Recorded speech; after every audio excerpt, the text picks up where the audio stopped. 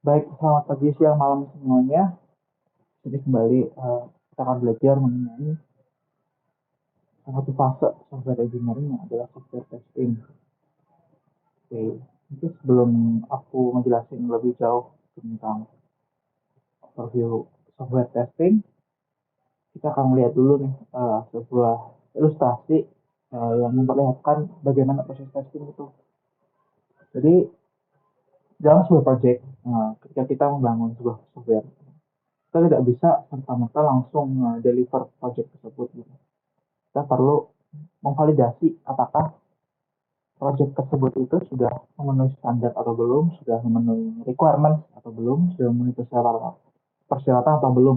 Nah, dan itu adalah tugas seorang tester dan juga project manager gitu ya.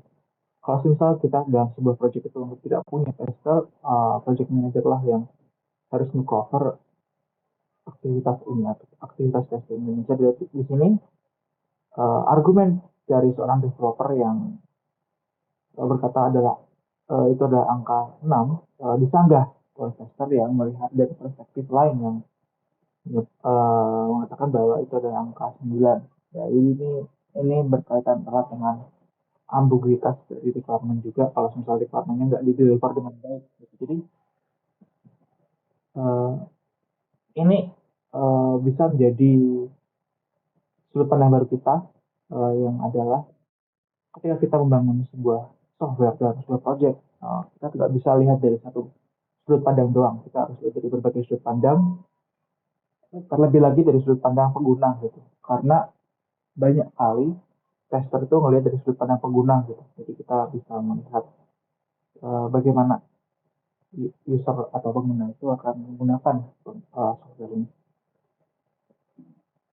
Jadi pengujian atau testing itu sangat penting ya, karena banyak sekali project di masa lampau itu yang mengalami kerugian gitu ya, mengalami kerugian duit bahkan nyawa di beberapa kasus, dan itu adalah akibat dari kurangnya eh, kurang dilakukannya atau kurang efektifnya atau kurang efisiennya atau kurang jelasnya dari proses testing di dalam software engineering. Nah, jadi kalau misal kita nggak testing produk itu dengan baik, produk itu akan rusak gitu. Karena eh, penggunaan dari user dan ekspektasi penggunaan dari pengguna, ekspektasi penggunaan dari developer itu berbeda. Mostly of the time berbeda gitu. Jadi kita harus wanti-wanti gitu ya, dan melihat juga dari sudut pandang pengguna. Aku ada sebuah contoh. Uh, ini adalah ledakan dari The Mariner 1 spacecraft di tahun 1962. Itu karena typo dari seorang programmer software critical systemnya. Itu dia ada typo gitu. Dan typo itu berakibat fatal banget ya. Ledakan dari The Mariner 1 gitu. Ini salah satu dampak dari software testing yang kurang. Ada juga ledakan lagi gitu di 1982 di Soviet, di Rusia sana, karena Soviet berusaha mencuri sebuah software dari Kanada gitu ya. Dan mereka nggak menggunakannya dengan konteks yang baik, tapi maksudnya mereka nggak refactor dan lain sebagainya, dan akhirnya terjadi ledakan juga gitu di gas pipeline. Nah, itu adalah dua contoh yang bisa kita lihat. Terlepas dari contoh-contoh yang lain, kita juga tahu sekarang Tesla itu autonomous driving vehicle-nya punya Tesla itu yang sempat ada juga kasus nabrak nabrak orangnya karena mereka nggak nge-cover kondisi di mana orang tersebut berada gitu, jadi mereka nggak nge-cover pengondisian itu dan akhirnya mereka menabrak gitu. Itu juga pengaruh dari software yang nggak di testing gitu. Itu sangat fatal ya.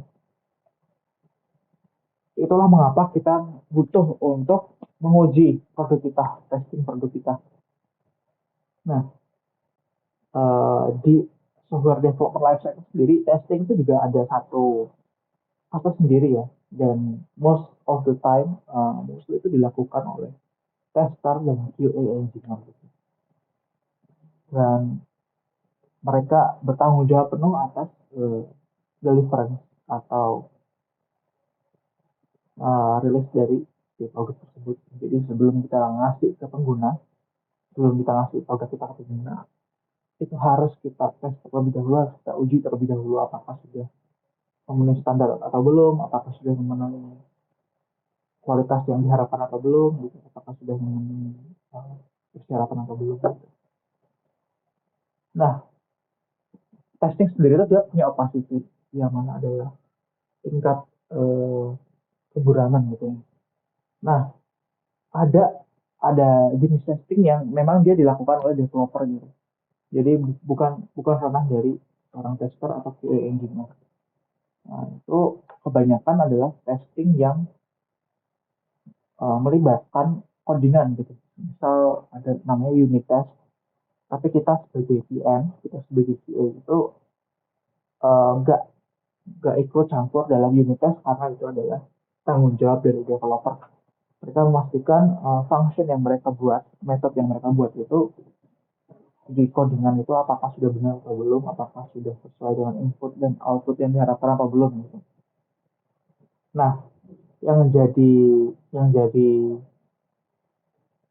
tanggung jawab dari QA tester dari PM itu adalah black box testing, mostly gitu ya, karena ini berpengaruh dalam fungsionalitas dan kualitas dari requirement dari perangkat lunak yang kita bangun. Nah, testing juga punya level gitu. Tadi aku bilang unit testing yang ada white box testing itu dia di dia dikerjakan oleh developer, cuman di level-level yang lebih atas gitu ya. Level-level yang lebih atas itu dia akan dilakukan oleh QA engineer. Nah, buat yang level 2 sampai level 4 ini dia bisa dilakukan secara black box testing, bisa juga ada yang white box juga gitu. Nah, kita akan lihat di sini korelasi gitu ya, hubungan antara opacity tadi yang adalah white box dan black box itu dengan tipe testingnya. Nah, di unit testing itu dia melihat dari benar-benar struktur dari codingan. Makanya dia yang melakukan testing itu adalah programmer yang nulis codingannya. Jadi, misal ada function tentang transaksi gitu ya, inputnya adalah eh, barang-barang yang ingin dibeli, kemudian outputnya adalah berapa harganya. Nah, itu sudah jelas programmer harus ngetes gitu. Ngetes modul ngetes metode itu apakah sudah berjalan dengan baik belum, apakah sudah memenuhi kriteria atau belum. Makanya dia operasinya adalah white box. Kemudian di level yang kedua ada integration gitu. Nah, di sini bisa jadi white box dan black box gitu. Kenapa? Uh, karena ada metode yang mana kita bisa nge-testing beberapa modul secara sekaligus gitu. Nah, misal kita mencoba untuk ngetes metode login dan metode register dan juga metode yang ada di autentikasi misal gitu. Nah, itu sudah termasuk di integration testing, cuman tidak bisa di testing menggunakan black box. Nah, di sini generally does it itu yang umumnya gitu ya, umumnya melakukan itu adalah programmer memang, cuman QA sudah mulai berperan di sini. Jadi QA juga bisa ikut campur karena sudah level yang lebih tinggi daripada struktur codingan gitu. Dan kemudian kita ke level selanjutnya, tiga level di atas ini yang lebih abstrak itu sudah dilakukan oleh independent tester, QA, dan juga customer. Nah, uh, untuk functional testing itu lebih ke kita ngetes fungsionalitas dari produk ini apakah sudah benar atau belum gitu. Jika kita ngetes kalau misal login itu dia bisa masuk ke database atau enggak gitu. Justru kalau login itu kita bisa langsung redirect ke dashboard atau enggak gitu. Kemudian kalau misal sistem testing itu apakah sistemnya bisa dipakai gitu, apakah sistemnya bisa dipakai di Android gitu, apakah sistemnya bisa dipakai di HP tertentu gitu, atau apakah sistemnya bisa dipakai di website tertentu, browser tertentu, browser tertentu gitu atau enggak gitu. Nah, dari fungsionalitas sistem assistance ini mereka kebanyakan menggunakan black box dan metode-metode di black box, metode-metode maksudnya eh, metode-metode di black box itu ada banyak, nah, nanti akan dibahas juga. Nah, buat buat acceptance testing yang terakhir ini itu lebih ke si user, si calon pengguna itu sudah layak untuk makainya atau belum gitu. Makanya dia yang uh, eksekusi testing ini adalah customer. Dan semakin tinggi, semakin abstrak levelnya, itu nanti dia semakin berkaitan dengan requirement gitu. Karena baik lagi kita basis dari testing, basis dari pengujian itu adalah requirement ujung-ujungnya. Nah, ini ada beberapa teknik di black box testing ya. Ada decision tables, ada boundary value analysis, ada equivalence testing, equivalence partitioning gitu ya. Dan juga ada beberapa teknik lain. Uh, nah, di teknik-teknik yang ini tuh kita bisa secara mudah membagi jenis-jenis uh, kasus testing kita. Misal ada testing yang menguji ketika software tersebut berjalan dengan normal dan menguji ketika software tersebut berjalan di kasus yang abnormal gitu. Nah ini mungkin lebih jauh akan aku sampaikan di lain kesempatan karena memang satu metode itu dia punya tingkat kompleksitas yang berbeda-beda juga dan nanti aku sampaikan di dalam kesempatan itu untuk yang setiap metode ini. Dan overview-nya gini. Untuk equivalence testing itu dia basically membagi jenis testing ke testing positif dan negatif ini seperti aku bilang tadi. Jadi contohnya adalah bagaimana sistem harus merespon ketika login tersebut berhasil kalau misalnya di modul login dan juga bagaimana ketika login tersebut gagal gitu. Itu harus di cover juga di testingnya agar kita bisa dapat gambaran gitu bagaimana pengguna uh, bagaimana pengguna harus uh, berlaku sorry bagaimana pengguna harus bersifat ketika uh, login berhasil dan login gagal gitu. Itu buat itu harus testing dan juga buat misal untuk boundary value gitu itu hampir sama dengan equivalence cuman dia lebih lebih spesifik karena dia ada batasan-batasan gitu ada boundary-nya yang mana dia membatasi ranah positif test dan negatif test gitu. Nah, sekarang kalau misal yang webhook testing itu dia unit testing. Unit testing itu basically kita ngoding lagi, tapi ngodingin function untuk ngecek function lain kita. Gitu. Misalnya kita bikin function tentang login gitu. Nah, kita bikin juga function lain khusus buat ngetesting login tersebut. Misal bagaimana kalau misal login itu gagal, bagaimana kalau login itu berhasil gitu. Itu kalau di webhook testing. Nah, mostly white box testing itu dia menggunakan tools ya. Misal kalau unit testing ya kita pas sendiri pakai codingan gitu, pakai tools banyak toolsnya.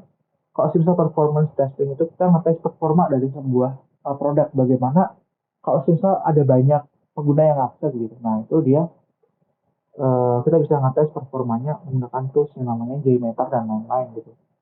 Nah kalau misal integration testing kita juga pasti pakai tools tools buat nge-integrate berbagai modul gitu. Itu kalau yang integration testing, kalau yang security testing kita juga punya alat buat ngecek bagaimana apabila seorang hacker berusaha untuk meretas software kita, apakah kita sudah cukup aman untuk defense untuk bertahan dari hacker tersebut atau kita dengan mudah bisa kebobolan. Nah, itu juga menggunakan alat yang pasti gitu. Oke, itu buat white box testing. Mungkin di lain kesempatan aku akan jabarkan lebih jauh tentang white box testing. Gitu.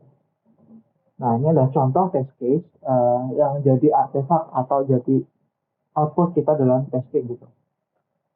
Nah, misal ada tes skenario gitu. Misal gitu tuh. Nah, dia positive test case berarti ketika login tersebut berhasil gitu. Nah, dan ini priority-nya tuh apa gitu. Dia dia prioritasnya tinggi, sedang atau rendah gitu. Ada beberapa test case yang memang dia punya prioritas yang lebih rendah daripada yang lain. Jadi kita nggak harus nge, nge- menguji gitu ya, menguji eh, si test case tersebut. Gitu. Cuman ada yang dia memang kritikal gitu. Kalau misalnya kita nggak menguji itu sangat berbahaya. Gitu. Itu juga ada. Nah, setiap test case ya ini namanya test case. Setiap test case itu dia punya execution steps gitu. Jadi apa aja yang harus kita lakuin gitu untuk melakukan test case tersebut. Dan setiap trigger gitu, ini action itu kan kita nge-trigger ya, nge-trigger sistem, itu setiap trigger tuh punya output gitu. Nah, expected output itu dia basisnya dari requirement. Jadi apa yang seharusnya uh, direspon oleh sistem dan bagaimana yang sebenarnya, sorry, yang sebenarnya terjadi di lapangan gitu ketika kita nge-testing,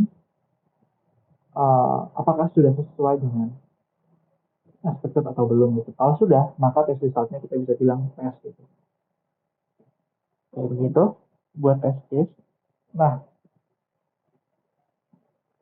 ini adalah contoh ketika kita menggunakan software Jira gitu ya. Terus buat nge-test uh, si test case-nya tadi gitu. Ada masa ketika sebuah test case itu fail, ada masa ketika sebuah test case itu pass gitu ya. Nah, sebuah software selesai selesai masa testing itu apabila sudah hijau semua, kalau sini gambarnya hijau gitu ya. Udah pass semua. Kalau misal fail, kita bisa melapor ke orang-orang yang terlibat, orang-orang yang bertanggung jawab itu atas kerjaan mereka, misal programmer atau designer gitu. Ternyata test case-nya masih fail gitu, ternyata masih gagal, ternyata masih ada hal-hal yang harus diperbaiki gitu. Nah, kita bisa lapor ke mereka gitu sebagai PR dan juga sebagai gitu.